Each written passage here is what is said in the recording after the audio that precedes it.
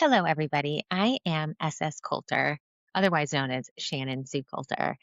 SS is my author name. I just wanted to come on here real quick and give you a little information about why we're doing this podcast, Let There Be Joy. I am at the heart of it just a woman who is very concerned with what devices are doing to our joy and our presence and our imagination. And this journey for me started 18 years ago when I met my three beautiful stepchildren and realized they had a hard time playing.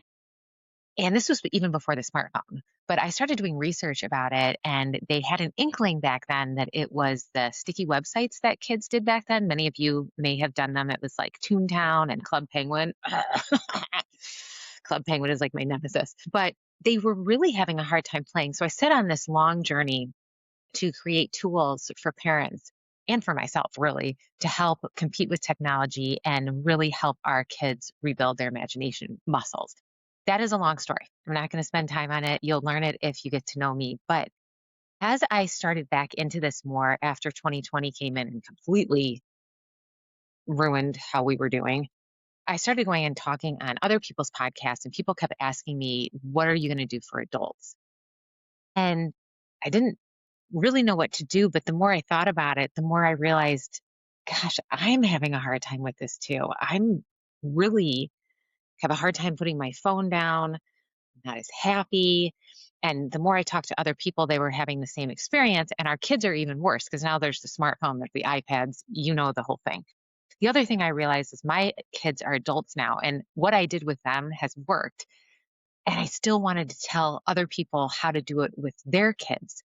But I'm older now, my kids are older, so I was like, I really need to talk to the parents of young kids now and kind of tell them what I did, what I think I did right, what I did horribly wrong, which is a lot of stuff, and help you raise your kids and deal with this technology with way more grace and wisdom and knowledge than I had and that I walked in it. Also faster, like get there faster. But also I need help too. I'm still having a hard time regulating my nervous system. That's something I'm just learning about. So I'm excited to learn about that with you. I'm still having a hard time not picking up my phone sometimes in the morning. It's like trying to, I don't know, go on a diet and having sweets is the only thing to eat. We have to use these. We have to use them, even to make a doctor's appointment, right? They send you like 50 texts and you have to be like, I'm coming. I seriously am coming. And they're like, fill out your paperwork. And then you fill it out and then you get there and you have to do all the paperwork again, which is a high annoying thing to me. Maybe we can fix that together too. My point is that I realized that it doesn't matter what age we are, it doesn't matter where we are in our journey. We're all having a hard time disconnecting with media and turning the devices back into our servants versus our masters. And until we can get there, it's going to be really hard to inspire our kids to get there and give them the joy that we used to have without the devices. So that's what this podcast is all about. I have some expertise in stuff. The expertise is life. I will share some of my stories with you where like I said, where I screwed up, where I think I did a good job. But what I want to do is bring experts in, and these are experts on parenting, on relationships, on nervous system, on circadian rhythm, on healthy eating.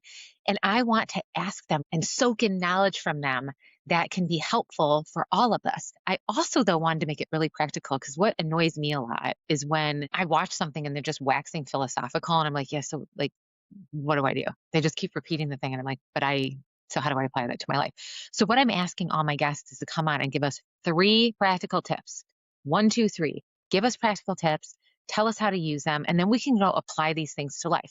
Now, you might hear an episode and be like, yeah, I can't do any of those. Or you can do 1 out of 3, or you try them on. Like think about them like clothes. You go, you try them on. Some of them fit, some of them don't. Some of them you take home. You're like, oh, I can't believe I bought this. This didn't work. Others you wear for years. And so I want you to try these tips out. And some might be good right away. Some might be good for 6 months. And then at 6 months in a day, it doesn't work for you anymore.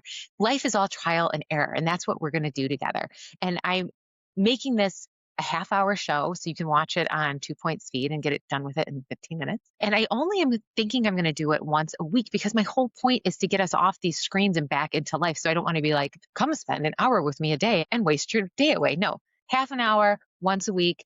If the topic's not right for you, don't listen. I also want you to be in this with me. I want to hear from you. I have a Telegram page where you can leave me a message at SS Coulter. If I miss something, if there's a topic you want us to go over, a guest that you can suggest, you want to be on the show, leave me a message. Tell me where you think I got it wrong. I will get things wrong. I'm a human being. I ask for your grace. I say the wrong words all the time. The good news is we can edit. So hopefully I'll edit myself out when I sound like really ridiculous. But I'm a human being. So I'll get it wrong. But the best place to learn is actually when you have disagreements with people. I'll probably disagree with my guests sometimes. I think that's great. We'll learn from each other. I want to learn from you. I want you to learn from me. The most important thing for me is that we lock arms and we become the best we can be, pulling from the knowledge of the boomers, the X's, the millennials, so that we can create the best of us for our children, because they're really what matters. If we can get all the different ways that we've been raised and our ideas, if we can get that and go, okay, this part of Shannon, who grew up with my dad saying, you don't cry, versus this person who maybe is a little too emotional about everything. What if we can like put those two things together, kind of figure it out, and then go, okay, this would be the best way that we can apply this to our children.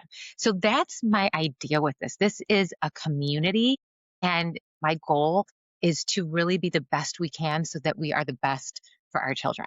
I need to address something else that's going to be on every show. This. Do you see this? I don't even know what this is. This is some sort of giant bird. But when I was starting this podcast, I told my husband, like, oh my gosh, what am I going to wear? I'm freaking out about it. And he goes, you've always wanted to be a fancy grandma. Just put a brooch on. Wear a black or white t-shirt and put a brooch on every episode because you broach a lot of topics. I love it. So then I went to an antique store with my kids and one of my nieces, and we bought so many of these. Like I needed some other random accessory to spend money on. I didn't, but like, look at it's fabulous. So make sure to watch out for this every show. I will definitely be wearing some fabulous ones. This one's so heavy. I actually had to put it through my bra so it doesn't pull my shirt off. So if you want to be fancy with me and come to the show and watch it and put a brooch on or like wig or scarf, do it. We need to be fancy. I love being fancy. So anyway, that's the idea behind this. I also promise that I will give 3 tips every show. So I'm going to give you 3 tips right now. My first one is the Swiss Army phone. I brought my little Swiss Army knife right here. Is this not the cutest thing? My husband bought this for me for a clutch purse. Now, I will say if you have one of these and you have dipped nails, it is very difficult to get these things out. So no one would ever use a Swiss Army knife like this, right? You would have one thing out and everything else away. Look at me showing how bad I am putting these things away. But you would only have one out, then you would put that away and pull the other thing out. I encourage you to think of your phone the same way. When you go to use it, before you pick it up, state out loud so you can hear it what you're going to use it for. So I'm going to email Molly or I'm going to text Janet. Pick up the phone, do that one thing, and then close out of the app like you would a Swiss Army knife and put the thing back down again. And then even if you're going to go on to the next thing, like I'm going to look at Facebook, say it, pick it up, one thing, close out, put it down. I do this. I can guarantee this will stop you from getting stuck into one of those doom scrolls, because what I do when I don't do that, I pick it up, I do my email. Oh, look at my phone upside down. I do my email and then I'm in Facebook and then I'm on Instagram, and like a half an hour later, I'm like, oh, I don't know what it's done, because this is designed to take away your natural stopping cues. That's the thing. Like when you finish a chapter, you put the book down. If you can add those back in, I am telling you right now, you're going to have so much more control over this thing. So try the Swiss Army phone if that sounds good to you. The other thing I want to suggest, tip number 2 today, unsubscribe from stuff. I have been doing that over the last week in my email. I cannot believe the amount of junk emails I was letting sit there and how much it was stressing me out.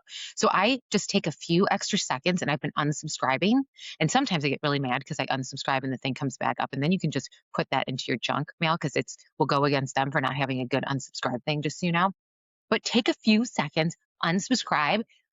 You're going to feel so powerful in this weird way, but wait till your inbox just gets less and less full of junk. It's like, oh, it feels so good. So that's number 2. Number 3 is the 3 and 3. When you get up in the morning, before you grab your phone, write or say 3 things you are grateful for. Super simple. Sometimes for me, it's like, I'm grateful for this pillow. I'm grateful for my alarm that woke me up. I'm grateful for whatever it is. It just gets you into a gratitude mode. And the more you are focused on things you're grateful for, the more things that you can be grateful for come at you. And then the second thing is 3 things you intend to do for the day. Again, you can write it down if you want to. That's kind of helpful because then you can mark it off. I love marking stuff off. But you don't have to do that. There's 3 things you intend. Sometimes for me, it's a shower. Okay. Curly hair is not that easy to deal with in the shower. So sometimes I have to intend to shower. I'm not even kidding. But it can be I intend to call my mom. I intend to make my kids lunches, anything. I'm telling you, it starts you in such a good place in your day. Gratitude and intention. So, those are the 3 tips from the welcome episode of Let There Be Joy. I hope I've explained everything okay and not rambled too much.